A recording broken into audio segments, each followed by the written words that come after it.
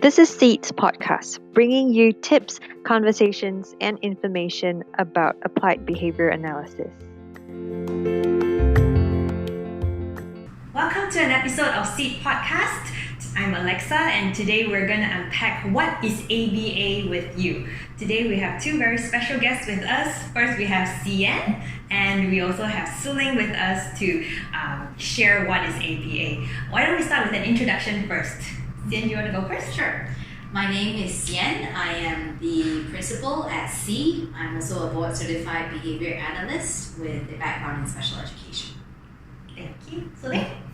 Hi, I'm Soo Leng. I'm a program supervisor at SEED, and I'm also a board certified behavior analyst.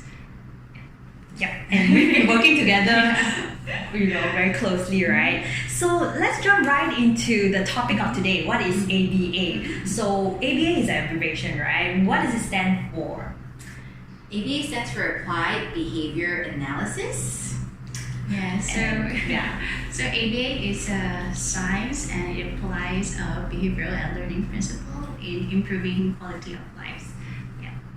So you mentioned that ABA is a science, right? I heard the word science just now. Can you just unpack for us, Soo Leng, what does it mean that ABA is a science, and how does it relate to our behaviors and Okay.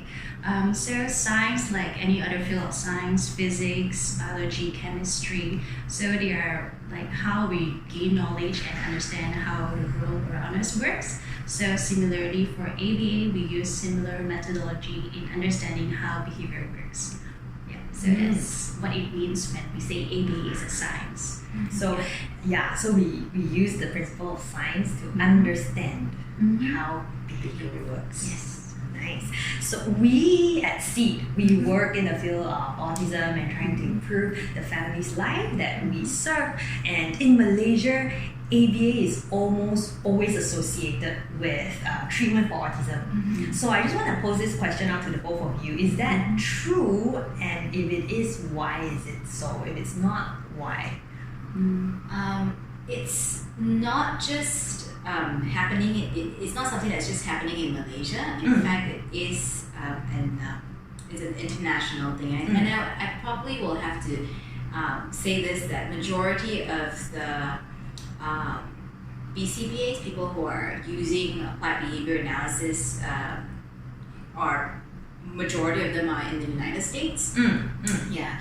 So, but I think it's the board did a survey with approximately 7,000 BCBAs back in 2016 to find out what are these BCBA, what field are they practicing in, and approximately 68% of them are actually practicing in the field of autism. It's more than half. Yeah, more than half. And then the other I think that's about 12% are in the field of education. So majority of them are practicing either with the autism population or in the field of education. So that is similar to what we're experiencing here in Malaysia as well. And so to answer your second question, like why is that the case? I think ABA has been around for a long time. 50 years, So, and people have been applying these principles of behavior in institutions, in hospitals, way before they use it or apply it with the autism population. Yeah. Right. But I think one experiment, would I say, or an event that kind of brought that to light, like how ABA is effective for the autism population, is when Dr. Lovas did his studies, and he got pretty decent results, and also from a book. So a mom with a child with autism, I don't know whether two, I think just one, and she wrote a book called Let Me Hear Your Voice, and the author name is Catherine Maurice, and in her book she also spoke about how ABA has been really effective for her son, if I'm not mistaken. And so that also helped, Then people start to pick it up and apply and study a little bit more. specifically for autism. Correct. And I think Lova's experiment got replicated, in multiple sites. So. Lova's study only focuses on autism, right? Not any other special needs. Actually, I am not very sure. I think it's mostly autism. Yeah. Okay. Cool. So that's how. But do you see ABA picking up in other industry? Because last time in our coursework we learned a bit about OPM, like organizational behavior management. Yeah. Have you guys also seen this trend or? Yeah, not so much in Malaysia. Yeah, definitely in overseas like United States where ABA like first come about. So I think you'll see more application of ABA in variety of fields. And then one that is more commonly known is the OBM, which kind of focus on how to increase employees' performance and competency as well. So that's one of the field that applies ABA. It's very interesting to see how ABA can be applied to different fields, and perhaps that's why there's a science and a principle behind it, and just where you apply it, right? And also want to ask you guys, what are some of the misconceptions of ABA? Because I think a lot of people have heard of ABA, and think that certain things or certain techniques are ABA, but sometimes it may not be. So just based on your own experience in this field, what are some of the misconceptions that you come across? I think the most common one is like ABA is kind of like animal training, because sometimes you might see in an ABA session, there might be a use of edibles, so they think that it's similar to us, like giving like animal a treat. Then so I guess that's how the misconception come about. Like, hey, that's like you training your pet. So that's one of the most common ones that we get. Sien, do you have any? I don't know. I think that's just so common that it just animal training. It's animal training. It's robotic. It's robotic. So like kids or learners who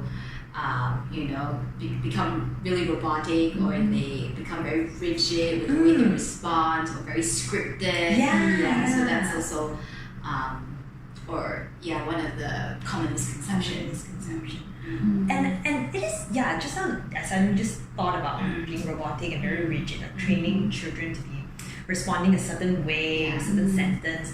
How did this misconception come about? What do you think from your experience? These come about? I think when I think sometimes it's really important, especially with in applied behavior analysis, it's really important to really think about the functionality, and maybe this is a good time for me to dive into like the 7 dimensions of ABA. So when Soo Leng talked about using edibles and when as a reinforcer, that is one. Reinforcement is one of the principles of ABA. So.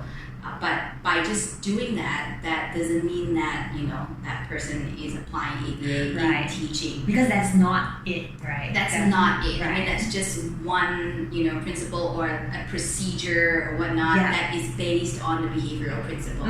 It's not ABA. So for someone to say that I'm doing ABA because I'm reinforcing my student, then that's not accurate. That's not accurate. So earlier on, I talked about like the 7 dimensions. Like, how do you evaluate, if the intervention is based on behavioral principles and that we're doing ABA or we're applying ABA. So one of the things we talked about is generality. So being able to apply a skill that you have learned across different settings, across different people, being able to answer questions that are similar but phrased differently. So if someone is applying ABA in their teaching, that shouldn't happen. That whole robotic, rigid, scripted kind of response shouldn't happen, right? Because you would have taken into account how to make sure that generalization is taking place way before you start teaching. So that's a consideration that you have to make. Yeah. So that's just And that's just one of the seven, Yeah. right? There are seven more things to consider before we can consider someone to be applying ABA principles.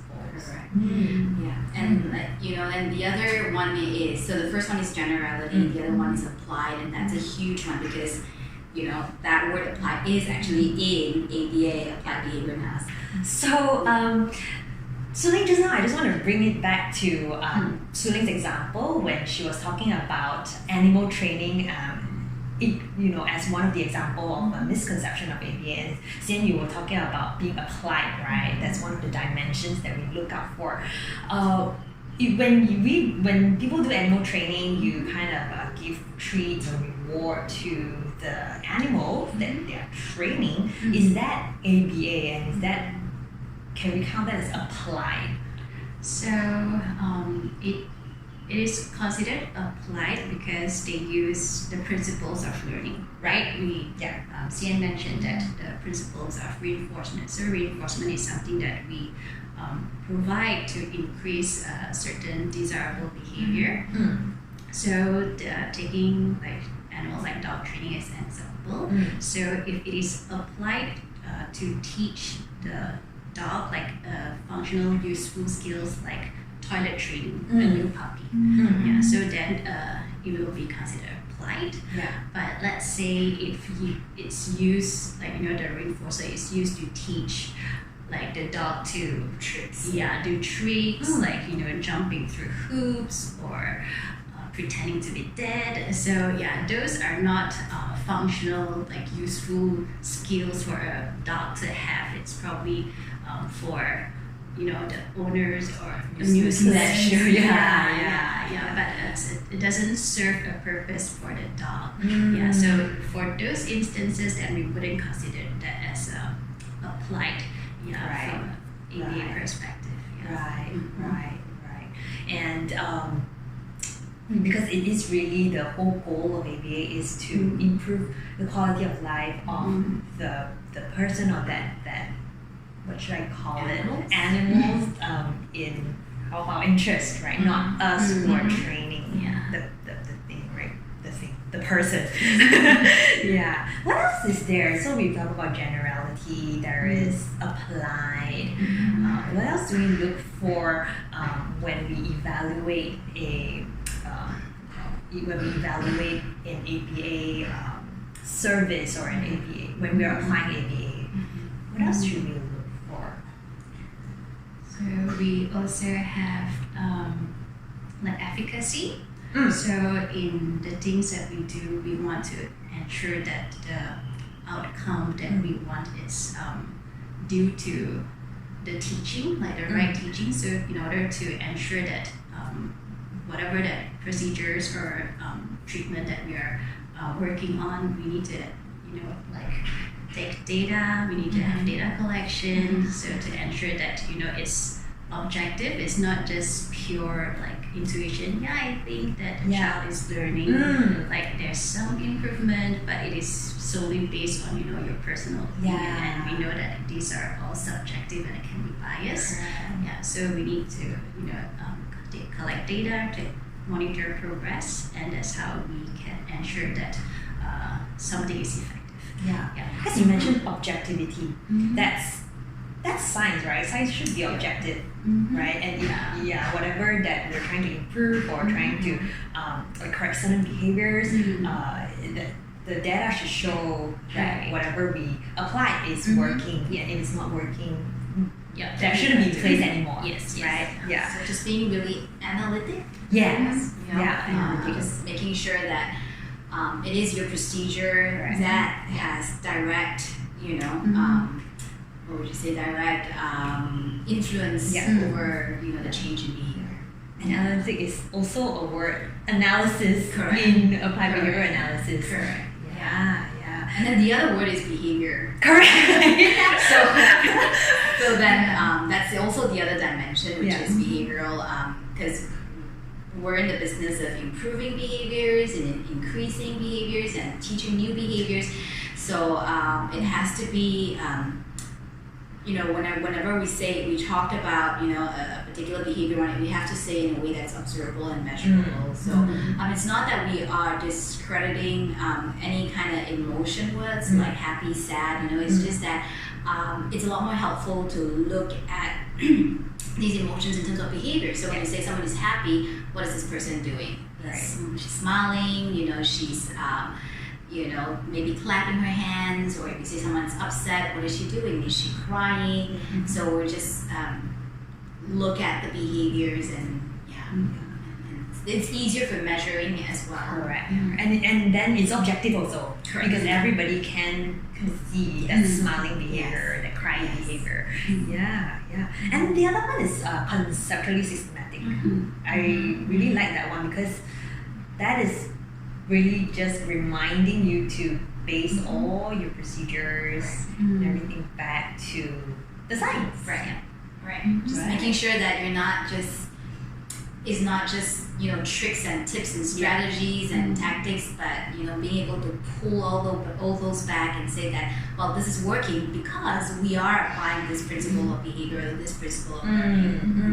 And it has been done by other people. Yeah. And it's proven to be effective. Correct. Can we cover all 7? The other one is technological. Yes. And that just means just being very precise and very clear with the procedures, so that if I've written something that's super technological, I can give it to Soo Leng and she can take one look at it and know exactly how to carry out the same procedure. And that's really important because science is about replication, so we want that.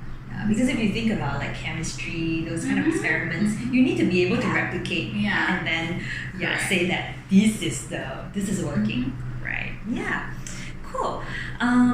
So how can we? The next question is then, how can, in your experience, how can we use these knowledge and knowing the principle and science behind all these?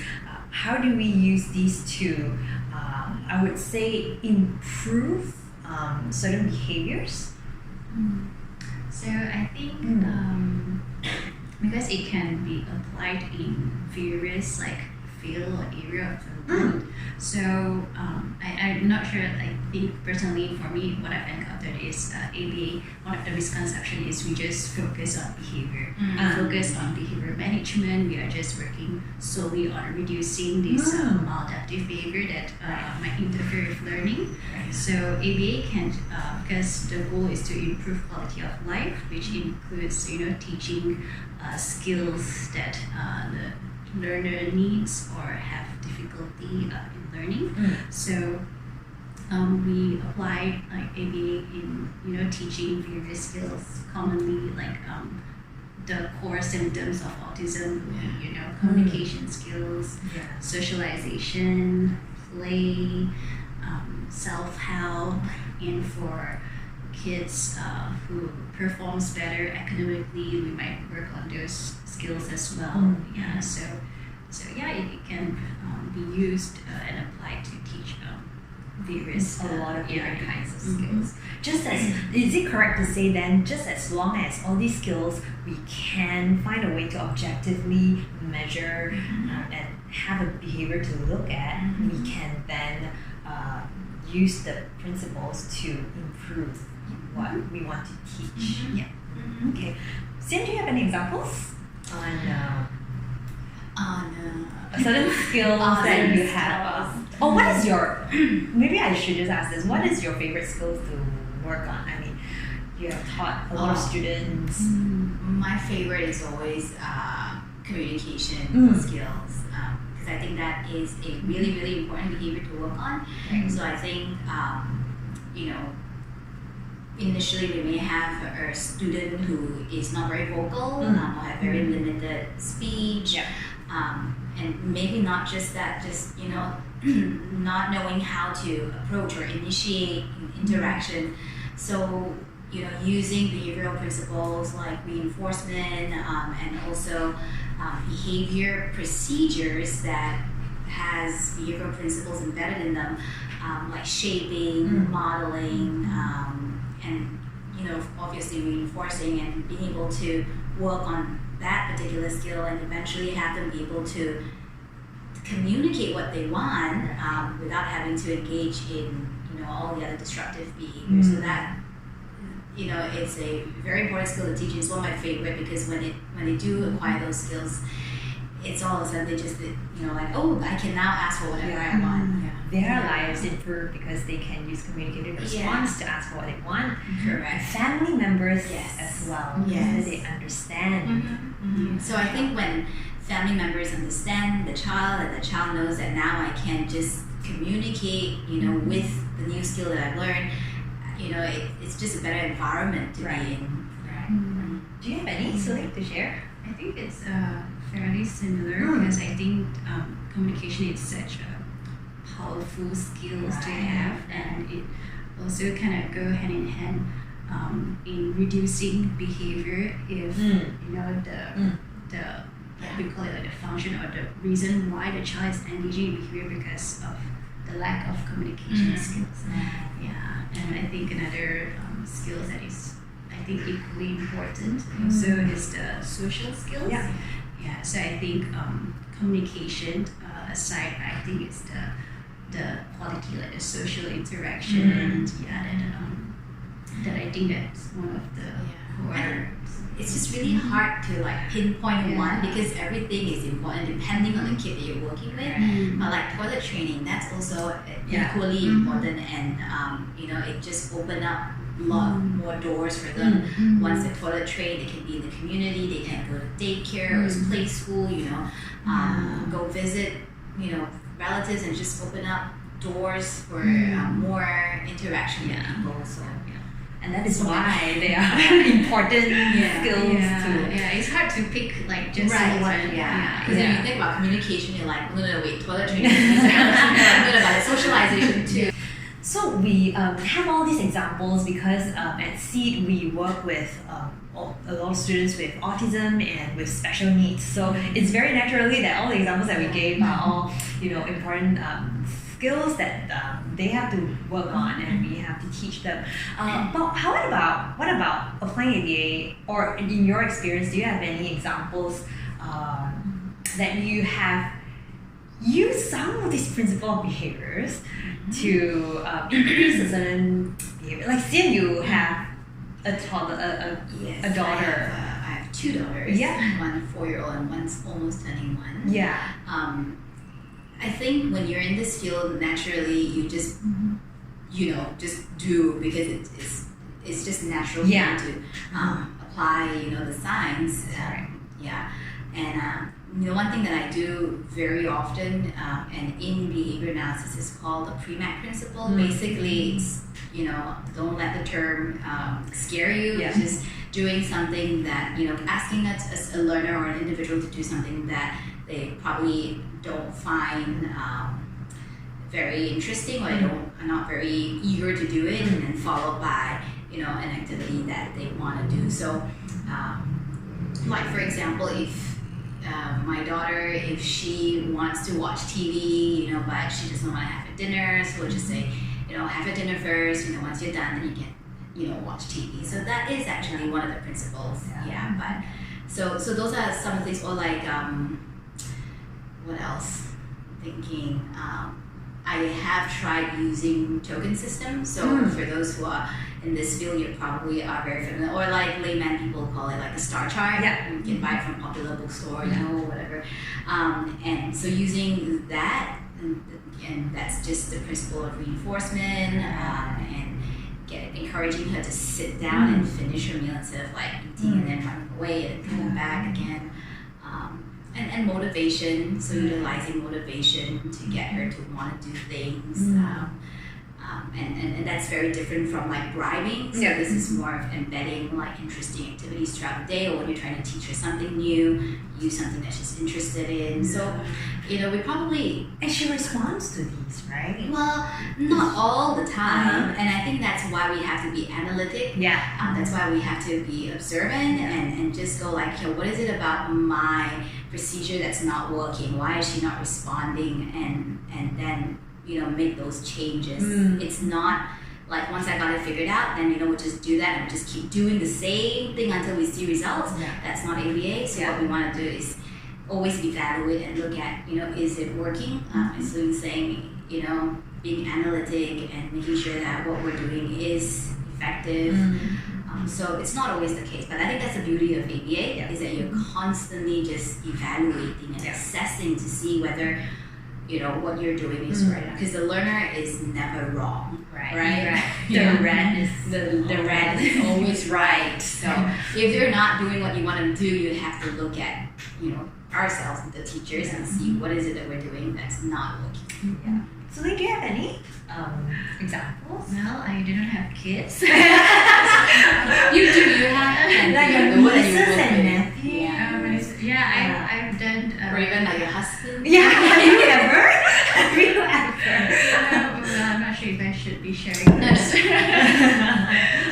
But with my nieces and nephews, similarly, I've tried the tokens or the star. So.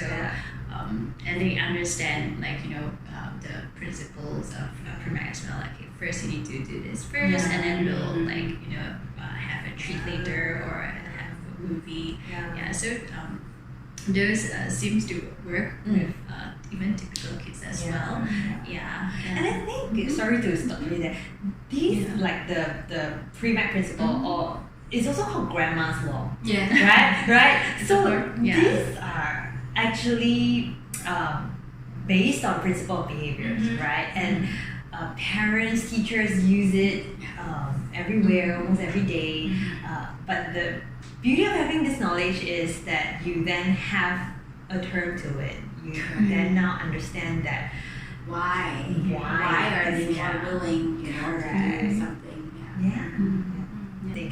So as you can see, once you've got the knowledge, you understand the science behind everything that we do, and being able to objectively define behaviors, there's actually a lot of areas that we can apply this knowledge to, right? And of course, when it comes to teaching our learners, in our case, it will be our students with autism and special needs, applying all these knowledge and to teach them important skills to improve their family's life. Is there anything else that you would like to share with our audience? Just one most important thing that you would like the audience to remember from this episode? What is ABA? If there's one thing, what would it be? There's so many. I think what I would like for audience to take away from this is, I guess, it's just to be open to understand a little bit more of ABA instead of just seeing based on your personal experience and or other people. Or other people's so this is it. That's it. And because I feel like there's so much to know about ABA, it's like for us, the more we know, the more we realize we don't know. So I think it's really for people who perhaps due to some past experience that have these misconceptions, just to be open and to see it in a different light. I guess for me, I feel like ABA has changed my life in a way where I find that there's always a reason to why our students behaving a certain way. There's always a reason to why they're not being able to get certain skills, and so that has been one of the reasons why I kind of stuck to it, because knowing that there's always a science that I could go back to explain, everything. And if I haven't been able to, then I just got to look deeper. The answers there. But I think for those who are practicing ABA, I think because you kind of address those who kind of have a little bit of knowledge, but I think for those who are practicing ABA, who are in this field, I think the same thing applies as well, to just continue to update yourself. Because like ABA is a science, so it's constantly changing, it's evolving. There are new research, so we need to keep learning and keep doing our best. So thank you very much for all these information, and really I think in this episode we have talked about what is ABA, and here and there we have addressed some areas of ABA, provided some examples, but ABA is such a huge topic that we can't possibly cover in 30 minutes in this podcast. So we hope to bring you more information about what is ABA and unpack all these principles and the 7 dimensions of ABA in future episodes. So thank you, Sien and Soo Leng, for joining us in this episode. So stay tuned. We will see you guys in the next episode. Bye!